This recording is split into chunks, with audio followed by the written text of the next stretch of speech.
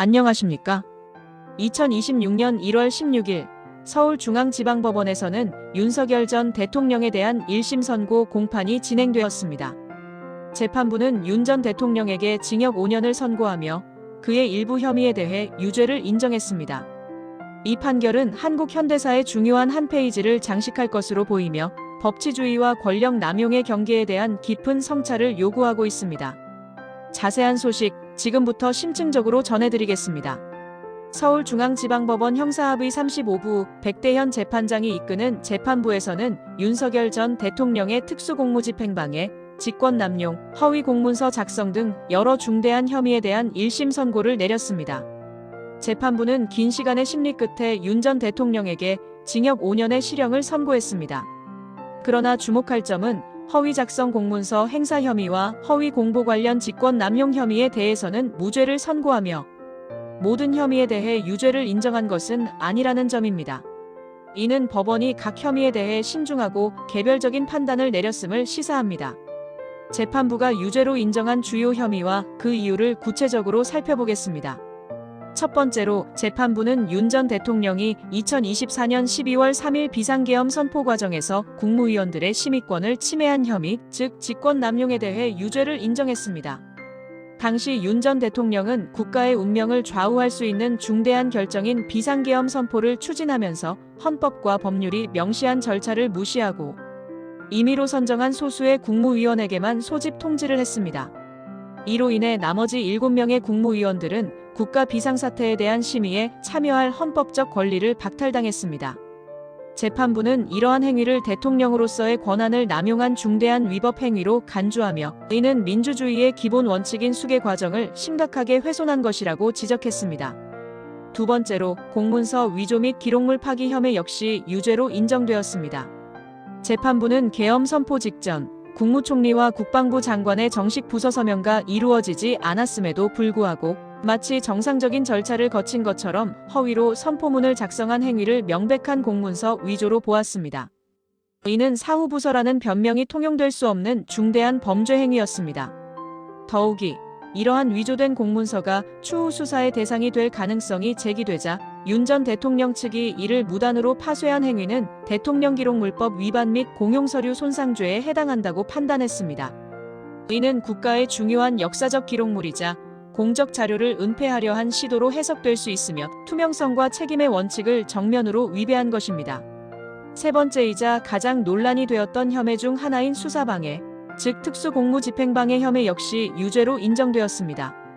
재판부는 고위공직자범죄수사처 공수처가 윤 전 대통령에 대한 체포 및 수색영장을 집행하려 했을 때 윤 전 대통령이 대통령경호처 인력을 동원하여 물리적으로 이를 저지한 사실을 명확히 인정했습니다. 또한 수사에 대비하여 중요한 증거가 될 수 있는 비화폰 정보를 삭제하도록 지시한 행위는 대통령경호법 위반 교사죄에 해당한다고 판단했습니다. 재판부는 이러한 행위를 단순한 수사방해를 넘어 대한민국에 충성해야 할 경호처 소속 공무원들을 사적으로 동원하여 법의 정당한 집행을 막은 중대범죄로 규정하며 이는 대한민국에 충성하는 경호처 소속 공무원들을 사실상 사병화한 것이라고 강하게 비판했습니다. 재판부는 이러한 행위가 대통령으로서의 직무를 수행하는 과정에서 법치주의를 심각하게 훼손하고 권력을 남용한 가장 대표적인 사례라고 강조하며 그 죄질이 매우 불량하다고 평가했습니다. 이는 법치국가에서 대통령이라 할지라도 법 위에 존재할 수 없다는 원칙을 재확인시켜주는 판결입니다. 하지만 모든 혐의에 유죄가 선고된 것은 아닙니다. 일부 혐의에 대해서는 무죄가 선고되었는데 그 이유를 분석하는 것도 중요합니다. 허위 작성 공문서 행사 혐의와 관련해서 재판부는 위조된 계엄 선포문을 대통령 부속실에 보관만 했을 뿐 이를 외부인이 열람 가능한 상태에 두거나 실제 공문서로서 행사에 사용하지는 않았다고 판단했습니다. 즉, 공문서가 행사되었다고 볼 만한 적극적인 행위가 없었다는 것이 무죄 선고의 근거가 되었습니다. 또한 허위 공보 관련 직권남용 혐의에 대해서도 재판부는 무죄를 선고했습니다. 외신 대변인에게 허위 내용의 보도 지침, 즉 프레스 가이드라인 피지를 작성하게 한 행위는 대통령의 지휘 범위 내에 있다고 보았습니다.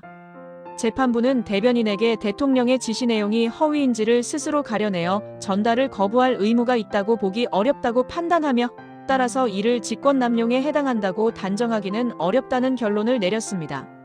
이는 대통령의 지휘권 행사 범위와 공무원의 직무상, 의무 사이의 경계를 법리적으로 명확히 한 판결로 해석될 수 있습니다. 이번 재판의 양형 이유를 좀 더 심층적으로 살펴보겠습니다. 재판부는 비상계엄이라는 국가 비상사태 하에서 발동되는 중대한 국가 긴급권 행사의 과정에서 헌법과 법령이 정한 엄격한 절차적 요건을 윤 전 대통령이 경시하고 무시했다는 점을 엄중하게 꾸짖었습니다. 특히 자신의 수사 과정에서 경호처 공무원들을 마치 개인의 사병처럼 동원하여 법치주의의 근간을 심각하게 훼손한 점을 매우 중대하게 판단했습니다. 재판부는 이러한 행위가 국가 시스템의 근간을 흔들고 공적 권한을 사적으로 남용한 것이라고 강조했습니다.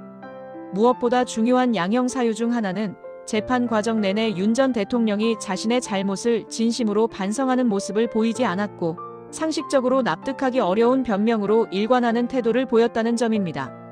재판부는 이러한 불량한 태도가 형량을 결정하는 데 있어 매우 부정적인 영향을 미쳤다고 명확히 밝혔습니다. 이는 법원이 피고인의 반성 여부를 양형에 얼마나 중요하게 고려하는지를 다시 한번 보여주는 사례입니다. 내란 특검팀은 앞서 특수공무집행방해 혐의에 5년, 직권남용 혐의에 3년, 허위 공문서 작성 혐의에 2년 등 총 징역 10년을 구형한 바 있습니다. 특검은 윤 전 대통령이 자신의 범행을 은폐하고 정당화하기 위해 국가기관을 사유화한 것은 중대 범죄이며 권력 남용의 재발을 방지하기 위해서라도 엄중한 책임을 물어야 한다고 강력히 주장했습니다. 오늘 선고된 징역 5년은 특검의 구형보다는 낮은 형량이지만 전직 대통령에게 실형이 선고되었다는 사실 자체만으로도 그 법적, 사회적 의미가 매우 크다고 할 수 있습니다. 이는 최고 권력자라 할지라도 법의 심판대 앞에선 평등하다는 원칙을 다시 한번 확인시켜준 판결입니다. 이번 1심 선고 결과는 향후 윤 전 대통령이 내란 혐의 재판에 대한 선고에도 중요한 영향을 미칠 수 있는 가늠자가 될 것이라는 점에서 법조계 안팎의 이목이 집중되고 있습니다. 윤 전 대통령 측 변호인단은 이미 판결에 불복하며 즉각 항소할 뜻을 분명히 밝혔습니다. 피고인은 판결 선고일로부터 7일 이내에 항소할 수 있으며 이에 따라 이 사건은 고등법원과 대법원까지 이어지는 길고 긴 법정 다툼이 될 것으로 예상됩니다. 이 과정에서 새로운 법리 다툼과 증거 공방이 치열하게 전개될 것으로 보입니다. 이 중대한 사건의 주요 일지를 다시 한번 정리하며 오늘 소식을 마무리하겠습니다. 2024년 12월 3일 윤석열 당시 대통령은 비상계엄을 선포하며 전국을 비상사태로 몰아넣었습니다.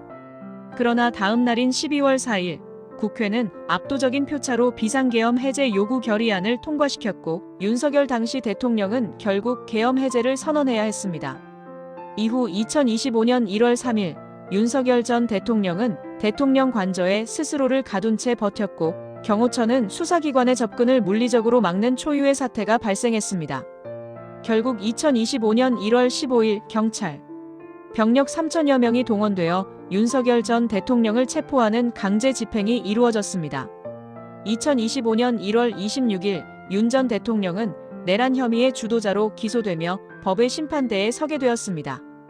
그리고 2025년 4월 4일 헌법재판소는 국회의 탄핵소추 의결을 최종 인용하며 윤석열 대통령을 파면했습니다. 2025년 6월에는 이재명 후보가 새로운 대한민국 대통령으로 당선되며 정권 교체가 이루어졌습니다. 내란 특검은 2026년 1월 13일 내란 우두머리 혐의 재판에서 윤석열 전 대통령에게 사형을 구형하는 충격적인 일이 벌어지기도 했습니다. 그리고 2026년 1월 16일 윤석열 전 대통령은 체포방해 등 혐의로 1심에서 징역 5년을 선고받으며 그의 정치적, 법적 여정의 중요한 분기점을 맞이했습니다.